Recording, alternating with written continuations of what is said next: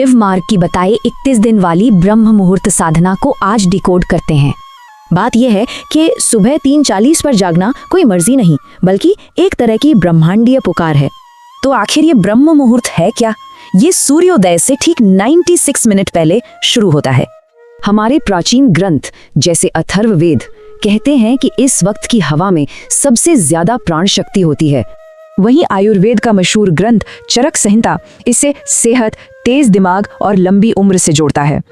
और शिव पुराण तो सीधे सीधे कहता है कि इससे महाकाल की असीम कृपा मिलती है। और सबसे दिलचस्प बात तो ये है कि ये प्राचीन ज्ञान मॉडर्न साइंस से भी मेल खाता है। लेकिन सिर्फ जाग जाना ही काफी नहीं है। ये साधना 2 पिलर्स पर टिकी है, संकल्प और ऊर्जा।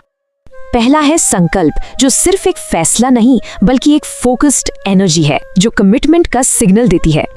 और दूसरा पिलर है एनर्जी मैनेजमेंट, जो ब्रह्मचर्य और सबसे जरूरी सही नींद से होता है। यहाँ साधक की गहरी नींद और आज की बेचैन नींद में जमीन आसमान का फर्क दिखाया गया है। इसे पाने के लिए एक सिंपल 15 मिनट का नाइट रिचुअल भी बताया गया है। लेकिन एक चौंकाने वाला आंकड़ा है, 91% लोग पहले हफ्ते में ही फेल हो जाते हैं।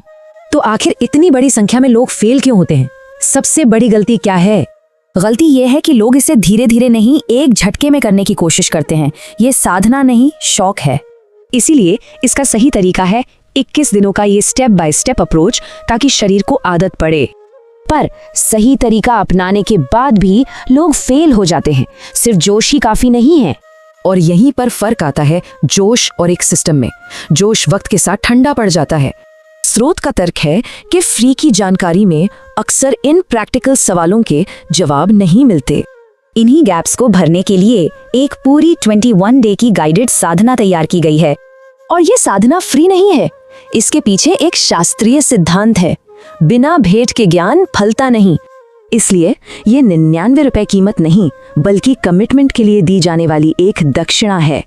तो मतलब साफ है, सिर्फ अलार्म नहीं, एक पूरे रास्ते की जरूरत होती है इस बदलाव के लिए। तो सवाल ये उठता है कि क्या असली चुनौती जागना है या जागने के बाद उस रास्ते पर चलना?